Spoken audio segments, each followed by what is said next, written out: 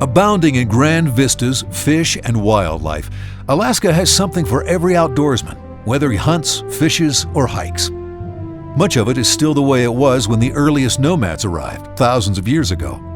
And there are many places where a hunter's footprint will be the very first left by a human being.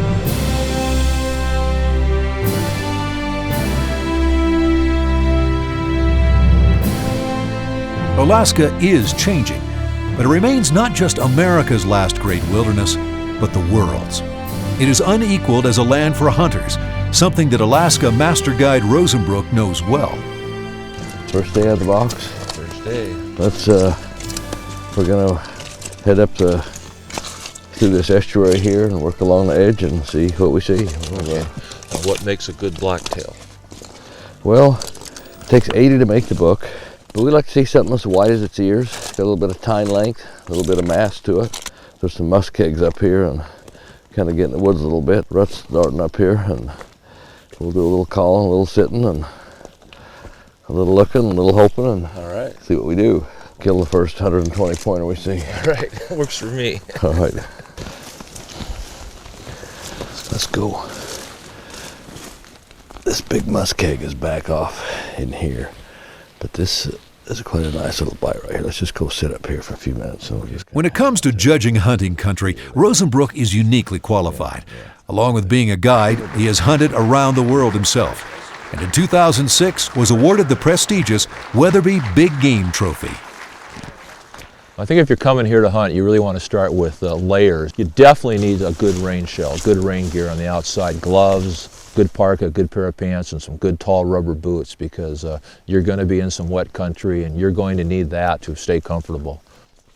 Blacktail, they're not related to the whitetail, right? They're more related to the mule deer? There's 4 subspecies of blacktail. There's a 2 mule deer, the desert and the Rocky Mountain, and then there's a Columbia blacktail, which is in northern California, in Oregon, and then the Sitka blacktail from British Columbia on up through these islands here. This is about the northern limit of them. Do they bed down midday or this time? No, they're pretty active usually. Yeah, they're pretty active because they would not go all day, but they're essentially diurnal, and they feed during the daytame. Yeah, we'll come in here some night. You could see 6 to 8, 10 bear in an evening in here. Wow. We've taken some very nice bear out here over the years. Yeah. It's Blacktail Jorgensen and Rosenbruch are after today, and they move on to look for them. We walked quite a ways along the shore to get into some areas that we wanted to explore a little bit more. Basically what we did is we would set up, do some calling, and just keep our eyes and ears open and keep looking, and hopefully some animals would come in. Been seeing a little sign. I think what we want to do is get set up here and let's call a little bit. Just see if we can. I think we're watching this back toward the woods would be best. Toot the horn a little bit, see if we can generate a little traffic. We picked up and moved a number of times. We spent some time in the muskeg. We spent some time really deep into the woods, climbing over some pretty good obstacles, climbing up over the big old logs and walking on them. And it's kind of a tightrope to walk on sometimes. You got these big logs and they're covered with moss, and you need to get across them. But it was really pretty neat. And unfortunately, we didn't see anything, but we did see lots of sign, and we know they're here, and we're going to find them. There's a little bit of sign right there. I think we're heading the right place here. A little gray this morning. Like you said, best day in the office. That's right. Wait a minute, got that backwards. Bad day of hunting's better than any day in the office. That's right. This time of year, you're strictly boat-based, and you work the lower forest. In theory, the snow has them down, and the rut has them down.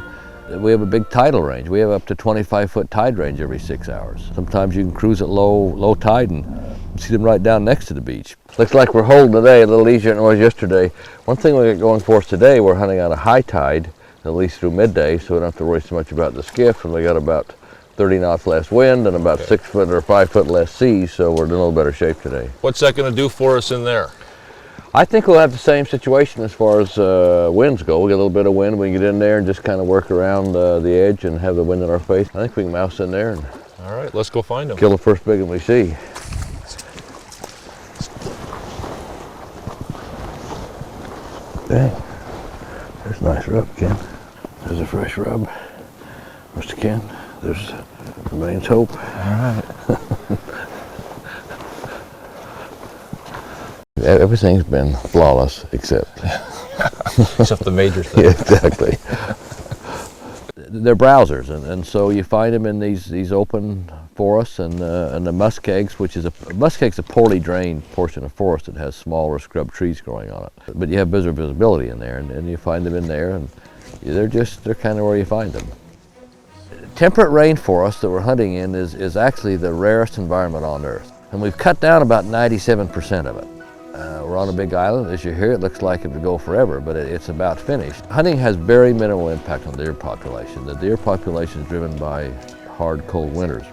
Clear-cut areas fill up full of snow. The way these deer are able to survive in a hard winter is in a dense forest. It breaks up the snow, and the snowpack doesn't get deep, and they're able to move around and forage. Logging in Alaska, in southeast Alaska, has been profitable. It's subsidized for employment, which is great. But I'm not sure the next generation is going to understand exactly why we cut this temperate rainforest now. We're hunting on an island that's set aside as a national monument. It will not be cut. But it's the only one island in hundreds that have been impacted. And this stuff's about as renewable as pumping oil. You got to wait 800 years to get old growth conditions again. This planet, hard to say what 800 years what we'll be doing from now. So I ought to think about maybe saving what we got. What we got right here is bear when they travel in a little bit of confined space. Every bear that goes through will step in the same hole. And that's over millennia. Every bear that walks through here, you can see how deeply that's worn into there. And isn't that cool? They just step big, small, and they all step in the same track and they go through there. Huh. Pretty cool. Yeah. We saw deer tracks, and then he looked and he said, "And bear." And immediately my sense of observation changed. I was paying a little bit more attention to certain things, I think.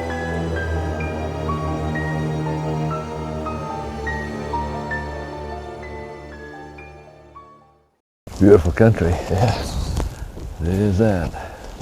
We've seen signs of them. I mean, yeah, we see more signs. Lots of trails. Yeah, we see more signs. The problem is the bulk of them are high. Still high. The weather hasn't driven them down. They haven't got them down yet. Yeah. And I think that delays the rut a little bit too. You know, the weather doesn't get cold right away. Doesn't get cold, exactly. Right. Generally, it's possible to not see something per day. Spend 2 days and not see anything is not what we'd expect. And we just didn't have good conditions. The other folks were seeing them. We just kind of hit the wrong place at the right time. Well, this morning it was raining pretty hard and the wind was blowing pretty good, so we pulled up anchor on the boat and we moved about an hour from where we were anchored before, put down in a little different bay, and we had a little more protection from the wind, so we took the skiffs and came aground here and are going to hunt this side of the island today. I'd go get my bride to come drop us off, take the boat back. It'll take 20 minutes. Okay. Otherwise, we ain't going to have a skiff when we get back. Okay. That's fine. That'll wash ashore. That's the nice thing about hunting off a boat like the Alaskan Grandeur. It's a base camp that's portable, and if something's not right somewhere, you pick up the whole base camp and move. It's really pretty special thing to have. We got to get serious today. Well, we're in a different area here. Different area, exactly. Where this you can see how much sheer it is in here, and these deer ought to be in here. And the weather's a little less inviting, which maybe will move the animals a little bit more. Oh yeah, no, this won't hurt us a bit. Yeah. Big monsoons and heavy winds, one thing, but this is no deterrent. Okay. Good day to kill a deer. Let's go do it. Let's do it. I'm ready.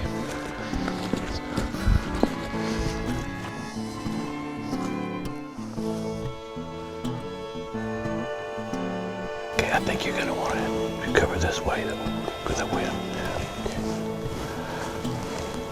It's a hunt, not a shoot. You don't see deer every day. Frankly, you rely on weather and rut, and without that, I don't think you'd ever see a deer. These things are in some of the densest habitat that exists on the planet. It'd be like wandering around in the rainforest looking for dikers. Unless you got somebody that can call them or knows where to go, you don't see much, and the same would go here.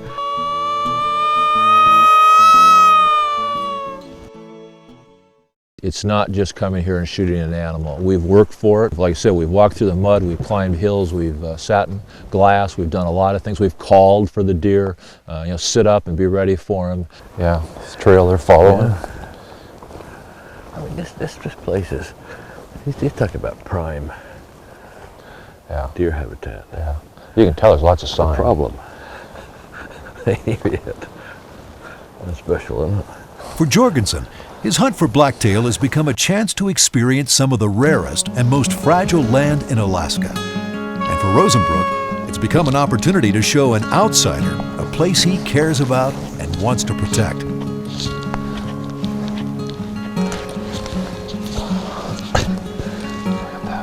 Listen, we've had tracks first.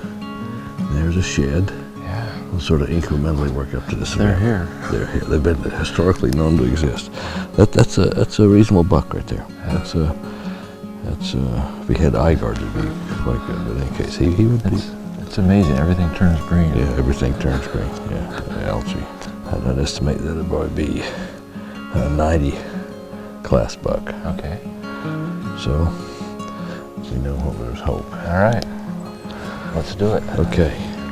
The best thing's to find a little bit of spores. So you look around, make sure you got some animals in the area, and they're fairly easy. It isn't obvious to everyone, but there are a few evidence of having been there. No human being knows where all these openings in the forest are, but you can find these areas and then sit where you got some visibility and call, and often they'll come on the blitz towards you.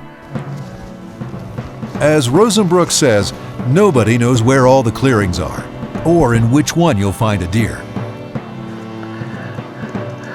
So one thing we got to think about, we're getting in an area here, no different than we've been. We got to stay tight together and be ready to go. You're going to get a 3-second window, and you got to be on it. Okay. We're going to come and go. We're going to so.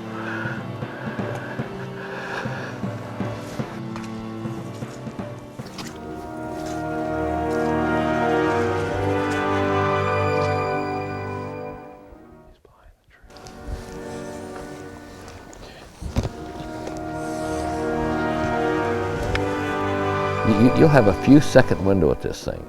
If you don't keep focused on the program, that window comes up and you missed it. Down. Let's go see what we got. All right, all right, all right. Looks like gonna be good news. Hey, there he is, Jim. Hey, buddy. All right. Awesome. These are cool deer. Look at the antlers. I've never seen that color on a deer. Yeah, that's very typical Sitka blacktail. You got some mass to it. One really awesome thing is that throat patch. Yes, that's pretty. unique. That deer has that. They got a little wider in his ears. Yep. Little mass to him. Typical 3x3. This is a pretty special hunt. We talked this morning. Last day, better have it happen. We spent 4 days serious hunting. And this boy, surprised, just walked right out as we was getting ready to do something. He did, man. I was not ready when he stepped out. Nobody was. Yeah. It's an adventure, and hunting Alaska is one of those things that so many people talk about. There's a lot of animals up here to hunt, but I have to say, this was a great hunt. It's a 3-second event to shoot the buck, and all the preparation and time that goes in doing it and getting around, and yeah, pretty cool. Well, let's get him to the boat and go home. Let's do it. It's been a great afternoon. I knew it was the day that we were going to get an animal because it just felt right all day. When that animal, was there in the open. I mean, he just materialized almost, and it was the end of a great week of hunting. This is our 41st year doing this, and I can still get the rush. I can sit here now and look out and get a little emotion welled up inside of me, and that's a special to be able to do that, to do something that long and still get that. It's been a real adventure, and I won't say that the taking of the animals anticlimactic, because it isn't, because that's what we came here to do. But it was kind of the end of the adventure at that point, and it's been a true experience to come here and do this and see the varied terrain and to work with Jim and his family. You aren't going to have to look at the photographs to have the great memories. I mean, there are just going to be great memories of this hunt. That's Alaska, a land as wide as a memory.